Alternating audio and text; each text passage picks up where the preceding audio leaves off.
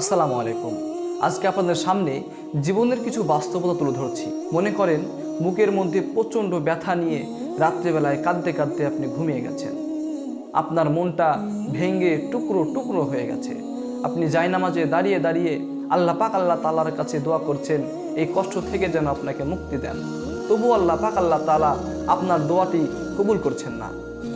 এটাও তো হতে পারে যে আল্লাহ পাক আল্লাহ তাআলা আপনার সঙ্গে পরীক্ষা করছেন, যেমনটা হযরত ইউসুফ আলাইহিস সালামের সঙ্গে করেছিলেন।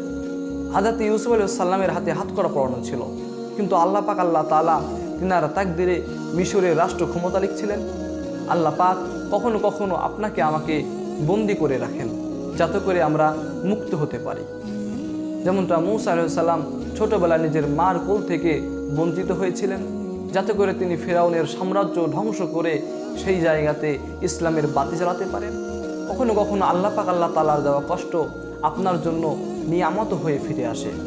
যেমনটা হযরত ইব্রাহিম আলাইহিস সালামকে আগুনের মধ্যে ফেলা হয়েছিল, কিন্তু আগুন তিনার একটা পশমকেও পোড়াতে পারেনি। কারণ যে ব্যক্তি আল্লাহ পাক আল্লাহ তাআলাকে সন্তুষ্ট করার জন্য দাঁড়িয়ে যায় তাকে আগুনও সালাম করে।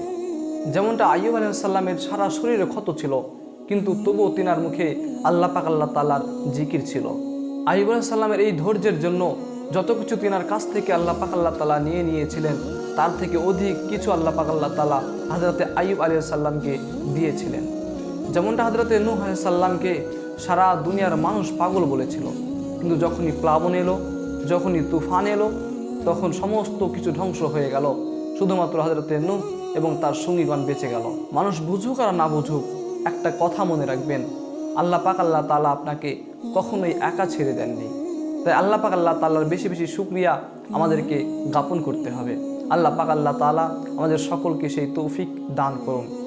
এখান থেকে আমি ভিডিও শেষ করছি। আবার দেখা হবে নতুন কোনো এক ভিডিওতে। আসসালামু আলাইকুম ওয়া রাহমাতুল্লাহি ওয়া বারাকাতুহু।